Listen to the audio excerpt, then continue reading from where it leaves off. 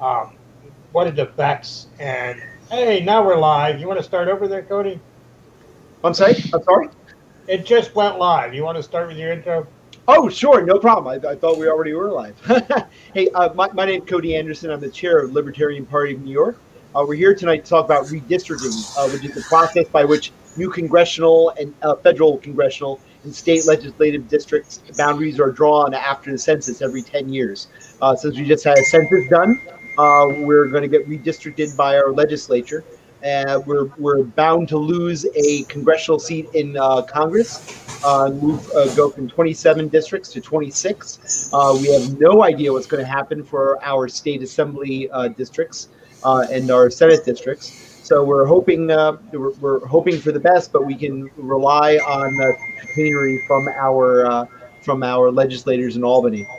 We have with us tonight Tom Queter, Eric Cooper, and Mark Braiman, and we're all going to give our perspective on redistricting and what it might mean for us. Tom, we'll go ahead and start with you. So, our congressional districts are obviously the big issue tonight because we are losing one. But I think whenever we're talking about redistricting, whether it's congressional, Senate, or assembly, we really need to think about why and how they move those lines. I'm in Chenango County, which is divided between 3 different Senate districts, and therefore being a rural county with a low population divided between 3 districts, it gets no actual representation. And that's part of the problem. If you look at Senate and Assembly district lines, you'll see how they actually will carve out a small little spot. And it's almost like they're trying to make sure that the voter base there is contained in a certain way within a certain district to have a certain outcome.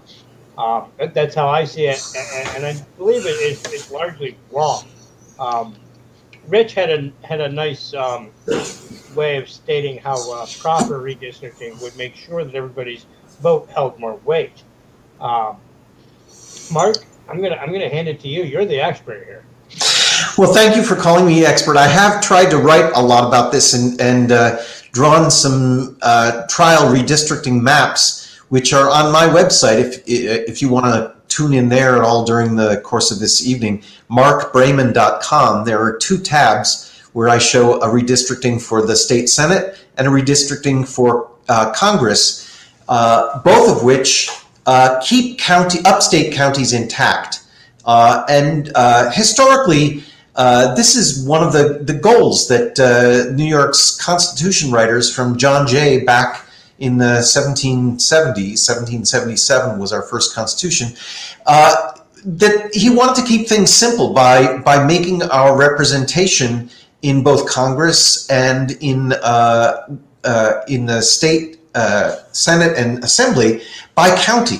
And so there were various devices used to make sure that county boards of election could keep track of the people from their own county, and that each county would only have to pretty much pay attention to its members, and sometimes joining with a few other counties, but not the way we have now, where, as Tom Queter mentioned, in Chenango County, a tiny county that has an average of, I think, something like a third or a quarter of what a typical assembly district is, and yet it's still split up among 3 different assembly districts.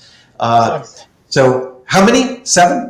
3 Senate districts. 3 Senate districts and maybe more assembly districts. There are several reasons why we've moved to this. The most important is a 1954 U.S. Supreme Court decision that said that both New York and many other states had redistricting district apportionment plans that were unfair. They were inconsistent with the 14th Amendment to the U.S., which was passed just shortly after the Civil War, which required equal protection under the law. And the interpretation at that time, in 1954, was that equal protection under the law meant that people living in different districts within the state had to have roughly equal sized populations for the representatives that they vote for. If you had a population upstate New York of a small county that had only 20,000 people in it or so, it wasn't fair to give it the same number of assembly people as a much larger downstate county. And the U.S. Supreme Court found that this was the case in many states. The actual ruling pertained to a different state, but New York was considered itself bound by that ruling, and therefore the courts upheld an elimination of the New York constitutional provisions that were county-based representation for districts. So the problem is that the legislature since then has decided that once they got rid of that, they could run with it. They could make districts of whatever shape they wanted. They had no rules other than the rule of keeping the districts contiguous and equal size. So they created very, very strangely shaped districts.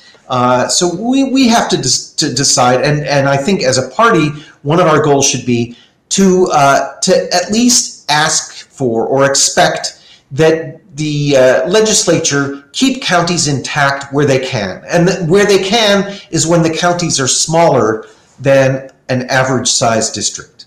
They obviously, for counties that are bigger than an average size district, they're going to have to carve some off, otherwise they violate the equal protection clause.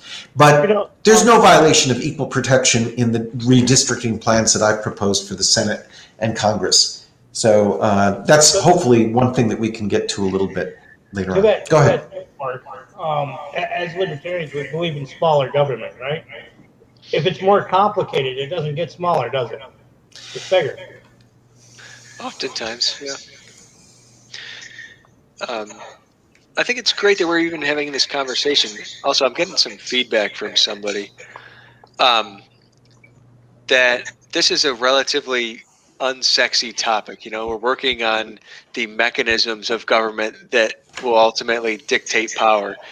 When I was working in the Senate in 2012, they were actually doing the redistricting process at that time, and I remember going to some of the hearings up in Monroe County when they were doing that process, and it was very clear that the Senate was at that time Republican, the Assembly was Democrat. And they worked together to essentially protect the legislators that were in power at that time to say, okay, we can make these districts more Republican to protect those guys that are in there. We can make these assembly districts more Democratic to protect them in there. And for the most part, people don't really pay attention. There's, of course, a lot of policy wonks that will kind of dig through this stuff. But the rules matter. The rules of redistricting make a difference in how those lines are drawn, and then ultimately, how much representation or how well represented the people of New York are. When you start cutting off portions of like heavily Democratic areas, just to splice it into more heavily Republican areas, just to essentially reduce their power to elect somebody that they want. That is not democratic. That's anti-democratic, and unfortunately, that's kind of the way that our process has been done in the past, and that's kind of why you get the gerrymandering that you do. So I just wanted to go over a little bit about the federal and the state redistricting processes. So I'm just going to share my screen real quick, Mark, and we'll go back to yours because you have some good stuff you can go over when you go back to the conversation here. Hang on. Give me 1 second. We're going to go over to here. Sorry, share. I think I'm sharing my, sorry. I apologize. So we have the federal requirements for state legislative redistricting, and they're largely governed by the U.S. Constitution, and they put it off to the state legislatures to redistrict however they see fit. The state process is complicated to say the least, and New York is implementing a new redistricting process based on a law that was, I should say, a constitutional amendment that was adopted in 2014 by the voters of the state. And essentially, all the redistricting is going to be done by a 10-member commission. You can see here, 2 members must be appointed by the temporary president of the New York State Senate. 2 members must be appointed by the Speaker of the Assembly. The minority leader of the Senate. 2 members must be appointed by the minority leader of the Assembly. and 2 members must be appointed by the aforementioned 8 commissioners. So you can see where this is leading. It's very, essentially that the process is going to be led by the Democrats, who currently have the supermajority in the Senate and the Assembly here in New York State. So it's going to be a process that's largely going to fall. Probably going to benefit the Democratic Party here in New York, although there's going to be some collusion between the Democrats and Republicans to benefit the incumbents in both parties. So, Mark, if you want to start continue the conversation here a little bit about how the process is going to work in New York. Do you have anything to add there? Well, I think Eric knows more about how the process is actually going to work. As far as I know, all we have now from the U.S. Census numbers are the totals for the 50 states and Washington D.C. and Puerto Rico, and that is just the basis for the set of congressional representatives that each state has. So New York will be dropping, according to that tally from the U.S. Census Bureau, New York will be dropping from 27 to 26 members of the House of Representatives. We will be dropping from 29 to 28 members of the Electoral College, because that representation in the Electoral College is equal to the combined representation numbers in the U.S. House and Senate. So as far as I know, that's the only numbers that we have. Now, interestingly, the state total for New York, apparently, if it had been 89 people more, we wouldn't have lost our 27th member. Everything else staying the same. So, well, and I would say that 89 people shouldn't make a difference. It did. We'd like to thank the census dodgers who put us in that position. But I would mostly like to thank Governor Cuomo and the legislature, whose tax policies here and business unfriendly policies have essentially driven people out of the state, and they're really the cause for our drop in population. Let's be clear. It's not the 89 census dodgers. It's the millions of people who have left the state for more tax friendly states. If you're to believe the governor, it's the states that have less snow and less cold. And for further to pile on Governor Cuomo, my understanding is that he was late to fund a lot of programs that would either advertise or help get people out on the streets, getting people counted. I know that was a complaint that de Blasio had been making about him. I actually kind of wanted to go back to something that Eric said a few minutes ago, talking about your time working in the Assembly or the Senate? Senate. And going to the hearings for redistricting. It sounded like you were saying the government doesn't like to follow its own rules. Yeah, that's usually the case. Well, we also have the problem that some of the rules are inconsistent with each other. So there are provisions in the New York Constitution that are inconsistent with the federal court's interpretation of the 14th Amendment of the federal Constitution. But in regard to the census participation, I think there may be a very solid case to be made that the census was performed inadequately. I was actually an employee of the U.S. Census this year. This was my first time trying it. Andrew Kolstey, of course, our party secretary, has done this at least one time in the past, 10 years ago. So he was a much higher level figure in the census. But I was hired and put through training, and then was basically told that my role as an enumerator in group home quarters was canceled because the administrators were capable of doing all of the enumeration remotely. They sent out email questionnaires to all of the people who were in charge of group quarters. So that would be, housing people at universities. That would be, prison wardens at prisons. And this was all apparently done by high-level census people using, the remotest of remote connections. Now, one thing that's very unclear to me is how they did homeless enumeration. So that was one of the things that we received training for, was going into homeless encampments and counting homeless people. I have no idea, because they didn't begin doing this until mid-July. And the enumeration was supposed to be done as close to April 1st as possible. So I'm completely baffled as to whether or not this state, whether the U.S. Census Bureau actually enumerated people in homeless encampments. And if homeless people weren't enumerated, that could easily account for a difference of 89 people in the total count. So, there's an interesting fact here that most people aren't aware of. If you're on welfare, you are automatically counted for the census. I've never been sent a census packet, and whenever they come through, they already know I'm here. Interestingly, there was a point in time where people were going from New York to Mexico to live on their welfare because they could live so much better in Mexico. I wonder if those people are still counted. But yeah, it is interesting. You are automatically counted if you're in the system. Hopefully we don't get too far into the census. I mean, it's part of redistricting, but also not the only part. As far as this goes, I find it very interesting how the census estimates for the last 5 years or so showed like population decline in the state, and the census, or the actual census, shows that when our population grew at least slightly, just not as fast as other states.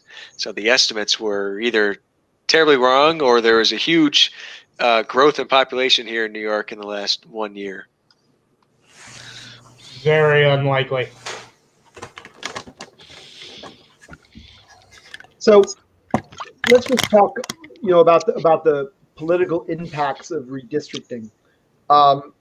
There's conflicting opinions regarding the correlation between partisan gerrymandering and electoral competitiveness. And I guess, you can certainly redraw a district to benefit one party or another. And certainly you're going to, I think that's safe to say that all the districts are going to get redrawn. It just depends how they're going to do it. I know that I've been a resident of New York since 1999.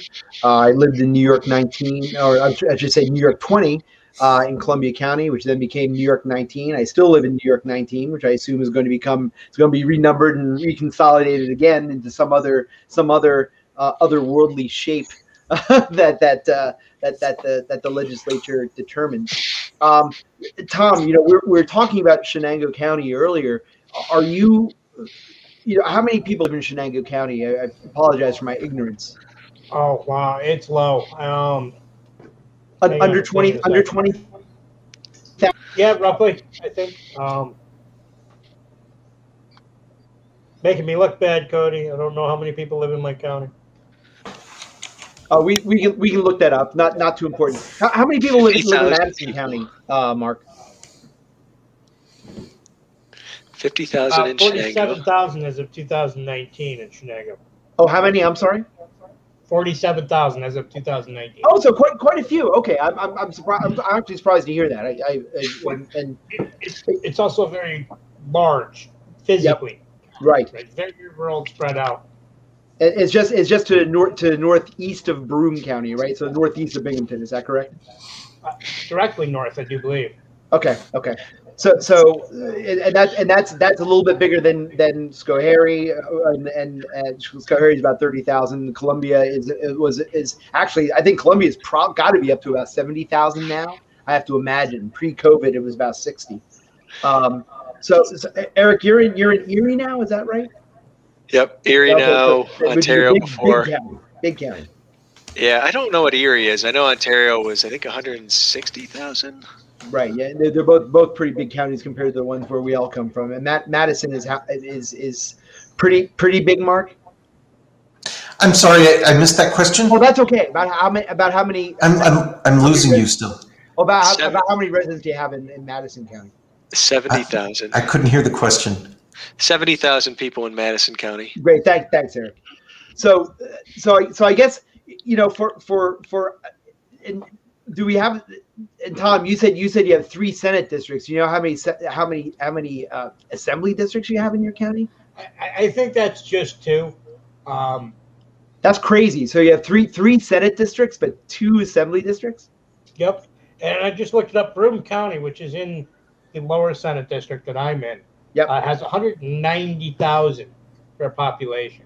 Yeah, and that's another Braiman's issue pretty that we big. see with redistricting, because they'll tie all these rural counties into the heavy population county for a district, and then you don't really have representation for the rural counties. Correct, and what you have is you have a district like yours. You have a district that's heavily skewed toward the urban population, which is obviously more blue. In your case though, you managed your county managed to elect Fred Akshar, if I'm not mistaken. 3 or 4 times in a row now. Right.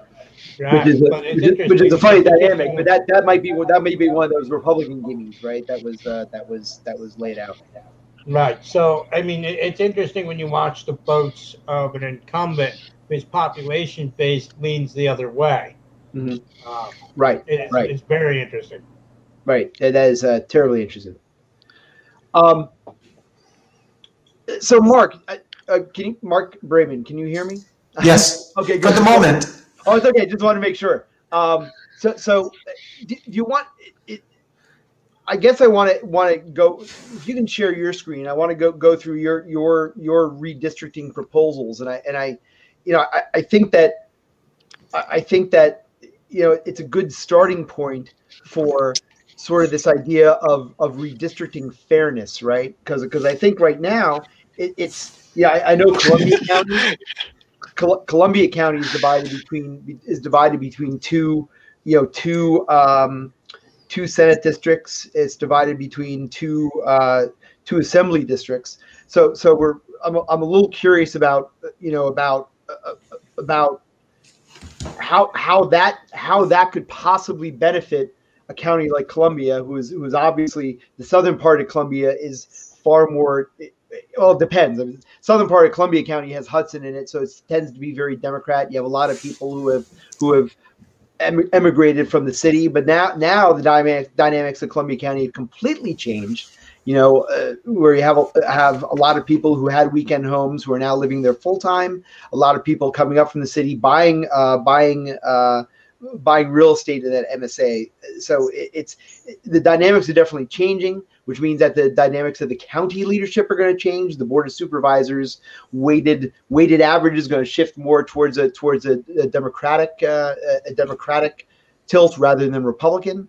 And that's going to change the congressional districting as well, right? Or at least the dynamics of how they redistricting. So I'll go to you, Mark. I'm sorry, I've talked a lot here. So, but you're the one who has the actual plans. Let's just talk about. So these plans, by the way, are based on exact numbers from the 2010 census. Mm-hmm. So they are going to change, okay? But I believe that the relative sizes of different counties may not change all that much, and especially when you look at these multi-county districts, they may not end up varying all that much relative to each other. So I have focused on the upstate portion because you can really divide our state for redistricting purposes into an upstate portion, which is everything north of the Bronx, and a downstate portion, which is the 7 counties of New York City plus Long Island, so Nassau, Suffolk, and the 5 counties of the 5 boroughs of New York. And the thing is, those 2 portions of the state come together at a neck, okay? And that neck consists of where Westchester County kisses Bronx County. And there's really no way to combine Bronx County with anything north of Westchester County unless you include Westchester. Right. And there's no way to combine Westchester with anything south of the Bronx unless you include the Bronx also. So for mathematical purposes, this really divides the problem of redistricting into an upstate problem and a downstate problem. And so I have focused on the upstate problem because the downstate problem is very different. We have counties that have enough population for many districts within them, and they have to be divided among multiple districts. In the rest of upstate, we really only have 4 or 5 counties that are too large to fit in either one Senate district or one congressional district. Erie, Monroe, Broome, Not even Broome. Broome is not even big enough. Broome and Oneida are sort of the next tier down. It's really, for congressional district size, the only two counties upstate that are bigger than a congressional district are Erie and Westchester. Oh, not even Monroe, huh? Monroe is almost exactly the size of 1/26th of the state. Okay. So it, in almost any reasonable redistricting, I mean, currently it had, that district is a little bit less than all of Monroe County. There's one or two towns carved out of it, but because all the districts have to get bigger, if we drop from 27 districts to 26, all the districts for the most part have to get a little bit bigger. And it turns out the population of Monroe County, at least in 2010, was almost exactly 1/26th of the state. Okay. So there's no reason why Monroe County shouldn't correspond exactly to one district. So really for Congress, the only districts that you have to, the only counties that you have to give space in more than one district are Erie and Westchester. Those are the only upstate counties. Okay. And they're not even big enough for two congressional districts. They're like one and a quarter and 1.5. So they really shouldn't be split up among three congressional districts. Although for reasons related to what I told you before, it may turn out that Westchester has to be split up into three because part of it has to go south. Like by my calculation, the counties south of Westchester, that is the 7 counties of New York City plus Long Island, those 7 counties deserve about 14.75 congressional representatives, and the upstate from Westchester north deserves about 11.25 in terms of its population. So very heavily skewed to the. What I drew 11 districts for the upstate region, and it turns out if things stay pretty much the same balance between upstate and downstate, you're going to have to move sort of a quarter of a population's worth, a quarter of a congressional district's worth, down from Westchester to join with something in the Bronx. But that doesn't even make up for all of Westchester's excess over one congressional district. So you may have to have Westchester having one all on its own, about a quarter of a district's worth going south with the Bronx, and another 10% going northward with the next district north. So Westchester, by virtue of a unique geographic situation, may have to get split into 3. But there's really no reason that any other congressional district in New York should split any counties other than Erie, upstate counties, other than Erie and Westchester. So this is not this page that's being shown right now, but the next page on my webpage, markbraiman.com, shows the way that you can do it. And it's not perfect. I didn't spend an enormous amount of time trying to get to the last 1% because the federal Supreme Court didn't say that the districts have to match to 1%. And also these numbers are going to change a little. So there will be a little bit of tinkering around, especially, like I said, with Westchester County. So the 2 Westchester County districts that I figured are a little bit too large, and some of those are going to have to probably move a portion of their population down into a Bronx district. But everything else, basically, you keep counties intact. All the smaller counties can be kept intact. There's enough degrees of freedom in the way you move these around, and there's enough small districts to slap one onto its neighbor, to shift them over. There's enough to give equal-sized districts that contain only intact counties. This isn't an obligation. So the one thing I didn't do is I didn't look at racial distributions, and that's one thing that's written into both the Supreme Court decision, the Reynolds versus Sims, I think that's it, That's written into the Supreme Court decision from back around 1960. And it's also now written into the New York Constitution that there should be no racial group that's disadvantaged. Now, I didn't try to disadvantage any racial group, and I didn't try to advantage any racial group. But I believe that with the kind of framework that I presented, that there will be no disadvantage in upstate counties. The main thing is that Monroe County, which has a pretty high percentage of African Americans, will have its own congressional district, as it does pretty much now, and it stands a very good chance of nominating and electing an African American congressperson, and likewise a portion of Erie County, and that line within Erie County can be drawn fairly easily in such a way as to result in one district that's an African American majority, or at least a minority majority, African American plus other minorities in the majority and capable of electing someone. And I don't really think there's that many. There aren't many upstate minority Congress people right now. So it's not like something here, Mark. What? I'd like to go back and touch on something you said. When you were talking about Westchester County, it might have to be divided to follow the rules of redistricting, right? That's what you were saying? It might have to be split three ways. So avoiding splitting Westchester County, is that what you're talking about? I'm sorry, I missed the question. Oh, Tom, I'm sorry. Can you get a little bit more on your mic? I apologize. I know it's tough. Better. In regards to what you said about Westchester County, you were saying that it's one of those counties that might have to be split between districts, correct? Yeah, it is. It has more than one Congress. Right. So the difference between we can do something and we should do something is important here, right?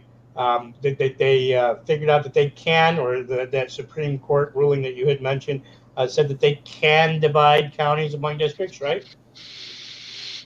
Is that what you said?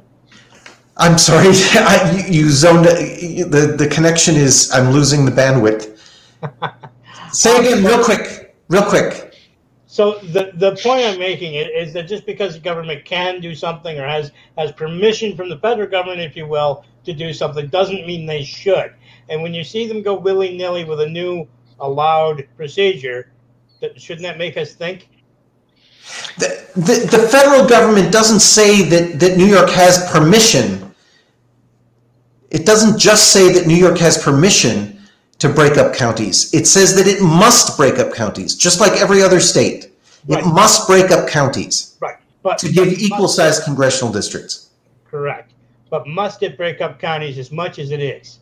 No, I mean very clearly. That's the purpose. That's what I demonstrated with my division. That's the intent of providing a sample redistricting. It doesn't have to break up any more upstate than Westchester and Erie County. Those are the only counties that absolutely have to have division between multiple congressional districts. So every other county. Do we have a rough idea of how many they do split up?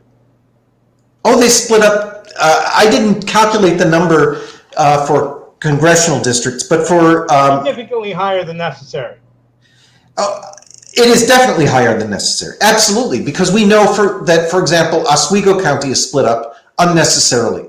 We know that I believe Tioga County is split up unnecessarily between congressional districts. So it absolutely is the case that counties, many more counties, were split up than necessary. I have the exact numbers for the state Senate district. Of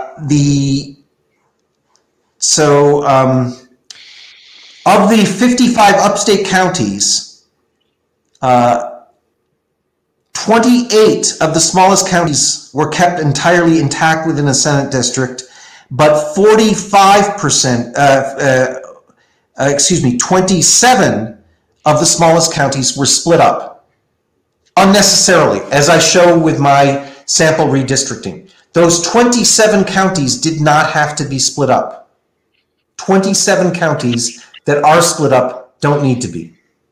And again, I'll point out that when we split counties among districts, those counties, particularly if they're small and rural, tend to lose appropriate representation.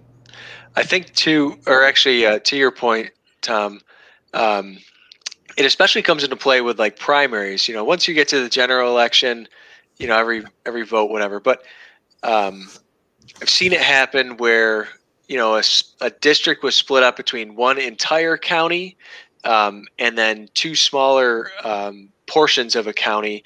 And essentially it was like, okay, whatever this one county party wanted, that was the candidate that got elected. And of course, that's not fair. It's to these other counties that they're, potential representatives that grew up in that district that have represented that district before are not like, they're not really viable candidates unless they've, done more in this one larger county. Can we pull up the map on Mark's website for the Senate page, or you have the map of the Senate districts? I just thought it'd be really great, as you mentioned Monroe County anyways, looking at Monroe County on that Senate district map is pretty amazing. I think there's like, 5 districts or something like that in the Senate that are cut out of Monroe County. The 54th Senate district includes, what is that, Webster? Portions of it are cut into the 55th while also maintaining portions of Ontario County, 59, 61, 56, and 62. I mean, Monroe County is clearly just divided up to seemingly minimize representation while also, or minimize that kind of cohesiveness in Monroe County while, pulling those voters into more rural districts. The 54th is Republican and is very strongly Republican. The 55th was Republican until recently. The 59th, I believe, is Gallivan's district. The 61st, 62nd. So most of those districts in Monroe County, which is a heavily Democratic county, right, are represented by Republican senators. It's an illustration of what the problem is and has been, and why the kind of independent redistricting commission was created in the first place, and why people wanted it so much. I mean, gerrymandering is, of course, a problem in just about every state. It happens. It's, when you have political actors, the ability to, draw their own districts and, kind of consolidate their own power, they're going to use that. That's just kind of the way that it is. You have to create the right process to eliminate that. But also, just real quickly, in your map off to the side there, Mark, this is your proposed map? Well, right? It's a proposed based on last time, on the 2010 census. And so I have 3 districts that overlap with Monroe County. There's essentially 2 that are contained entirely within Monroe County. They are 55 and 56 in my numbering. And then the westernmost towns of Monroe County end up being in District 59. So there's only 3 districts in Monroe County. Now, I'm pretty familiar with Monroe County since I grew up there.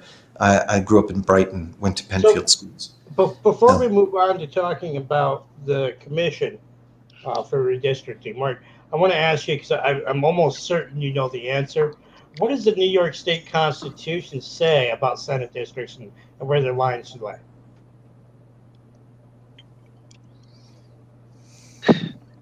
Did we lose him again?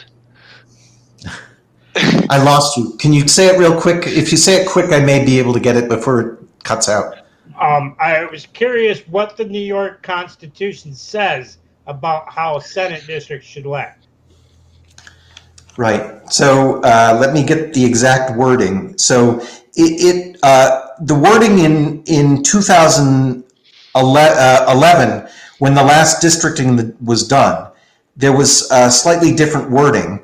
The wording was, let me see if I can find that. Where do I have that?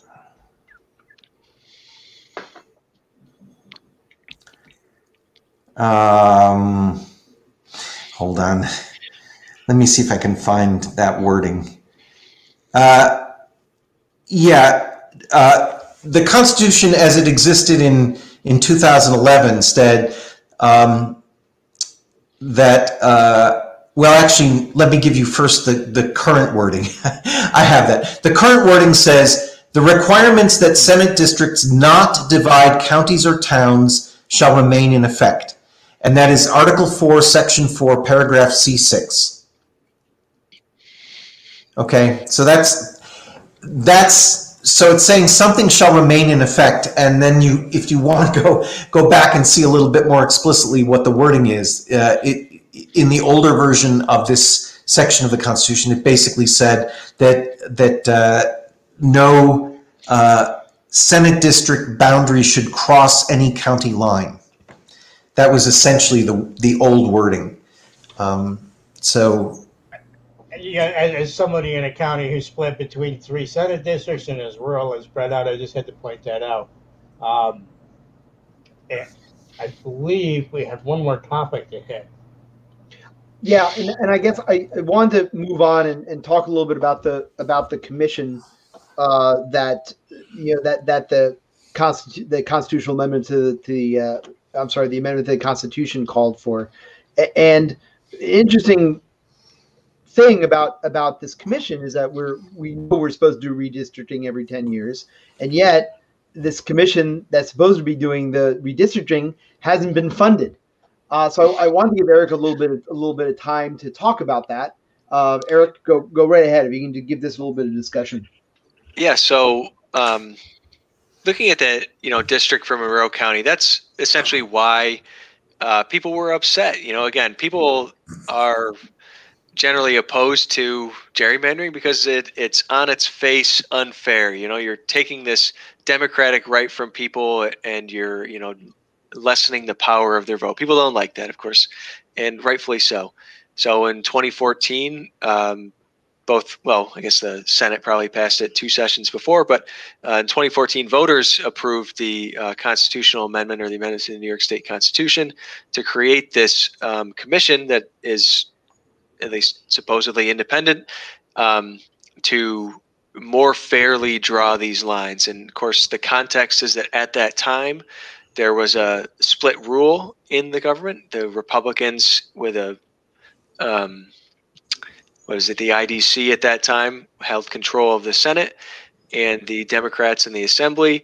And so they came up with this commission that they would appoint the members, that the maps that were drawn would be approved through various supermajorities, so that it wouldn't be a simple majority of any one party kind of driving this process and creating maps to their own power.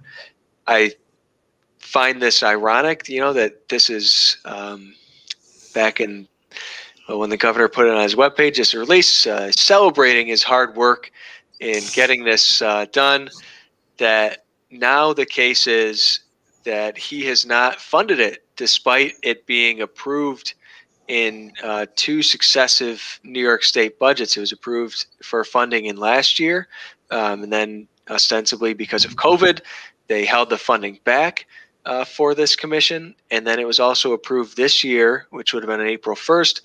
And that funding has also not been allocated yet to them.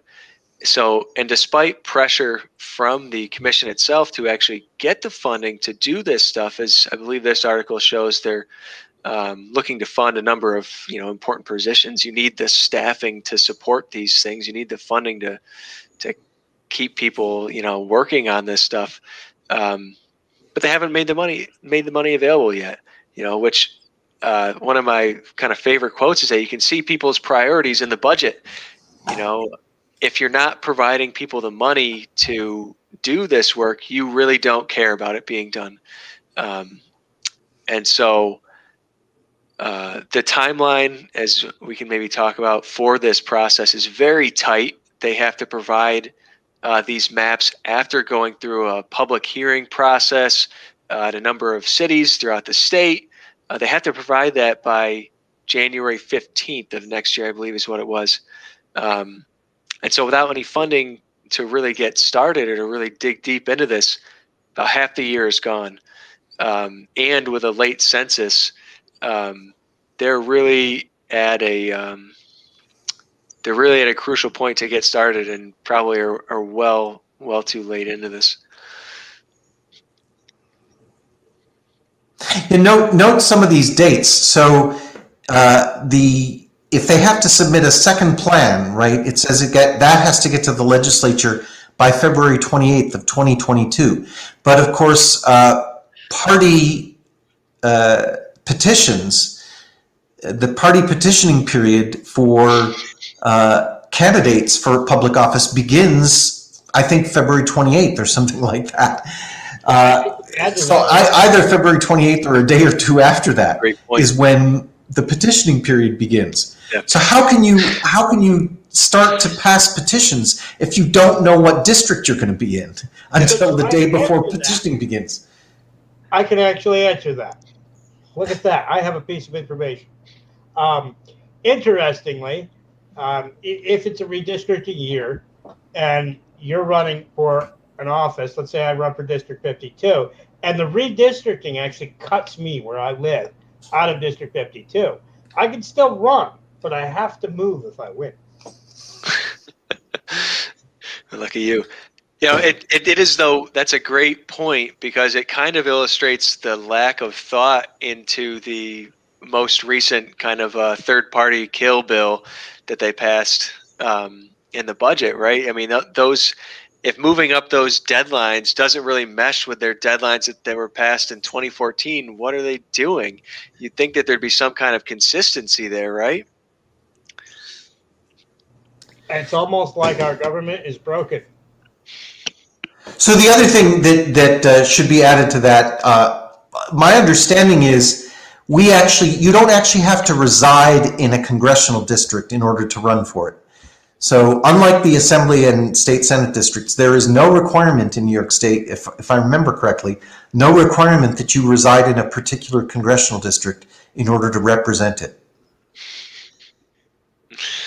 Yeah, which seems fundamentally unfair. I think arguably, even if you win a congressional district, you actually don't get to represent it either. But that's another topic about Congress and the way it works. It doesn't work.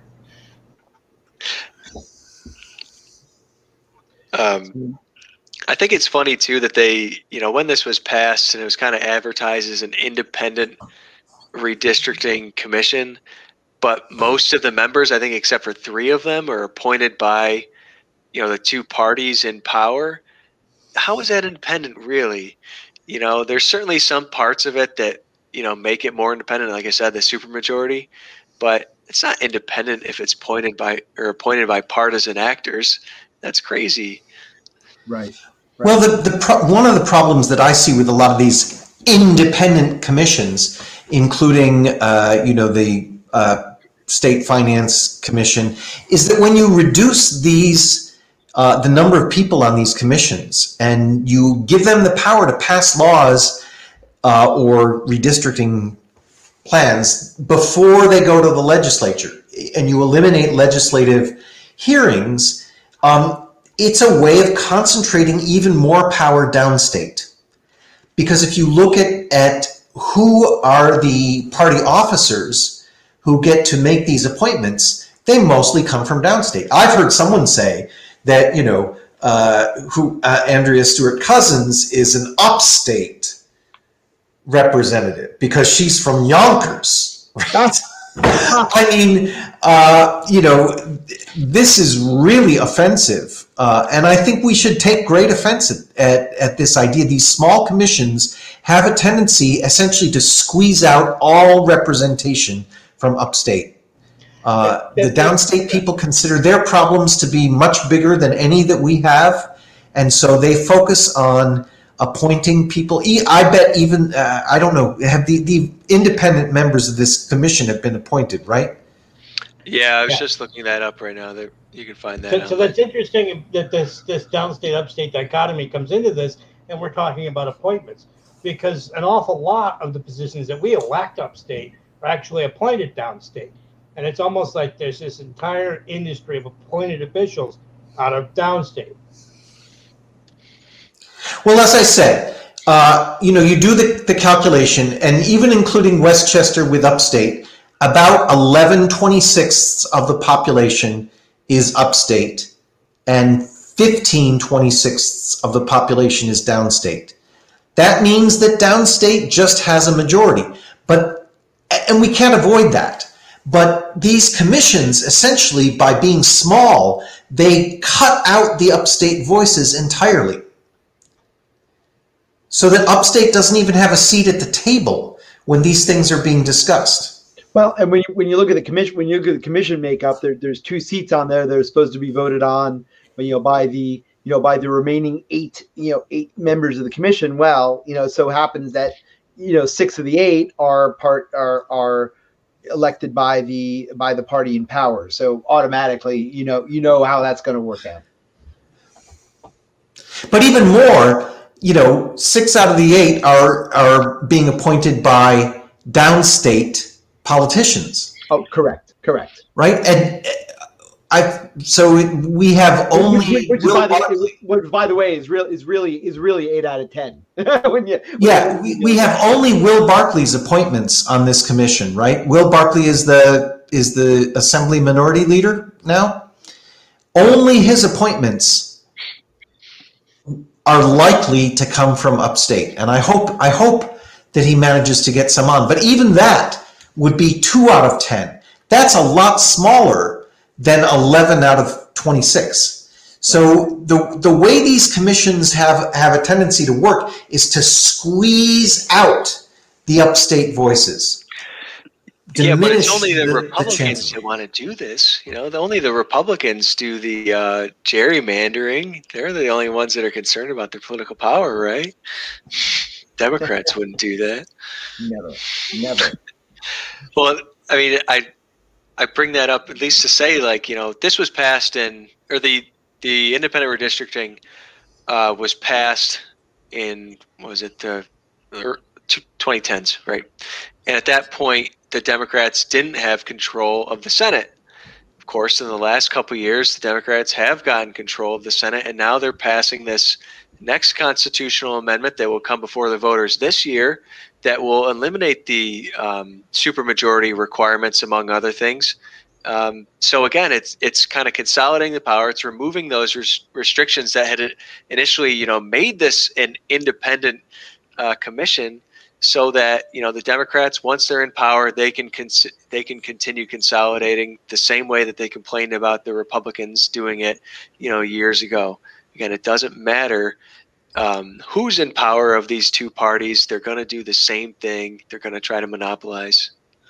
Well, and I think it's important to raise voter awareness of these issues, because the way constitutional amendments work, you have to pass them in 2 successive legislative sessions. Is that correct? And then once you do that, it gets passed to a popular vote. I believe is the way the amendment process works. So from that's why it's important to sort of make sure that people are aware of the issues, that they keep getting in touch with their elected representatives, and when push comes to shove, if it does make it past the legislature twice, then the voters have an opportunity to stop it, and hopefully they understand the unjust procedure that is preceding us.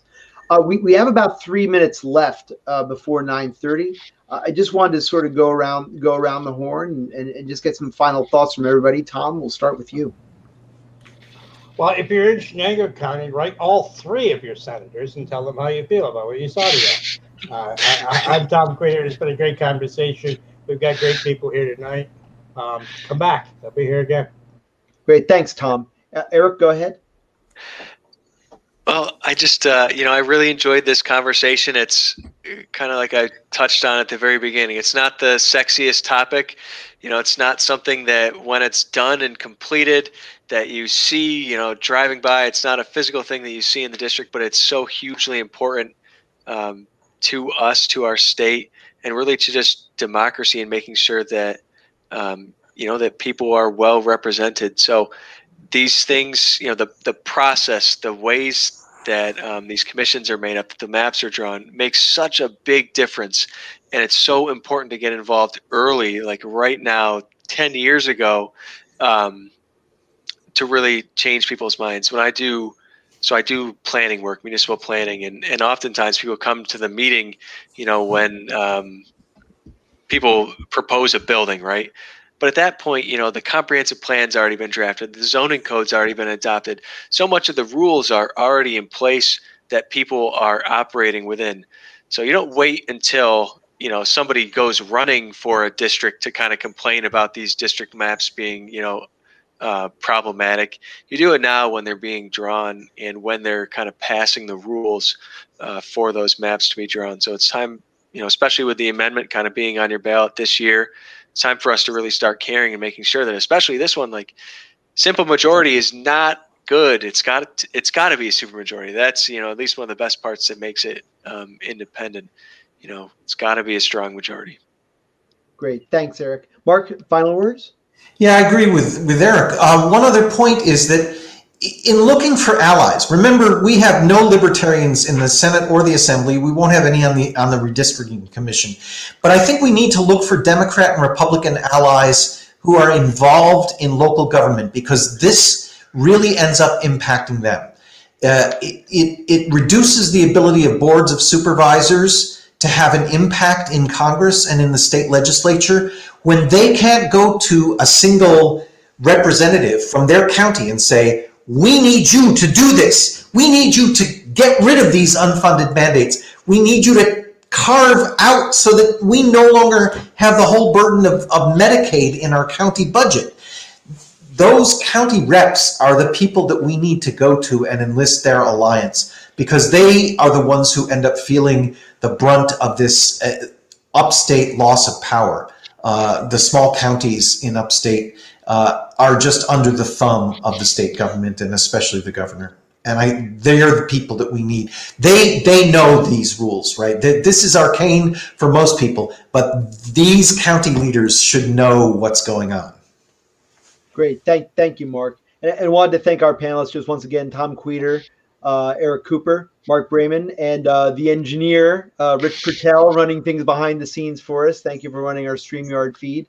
I'm Cody Anderson, chair of the Libertarian Party of New York. I want to thank everybody out in social media land who has joined us, and thanks for viewing. We'll be back soon with another StreamYard cast of current events and legislative issues. Thanks again. Thanks, everyone. Take care. Thank you. Bye-bye.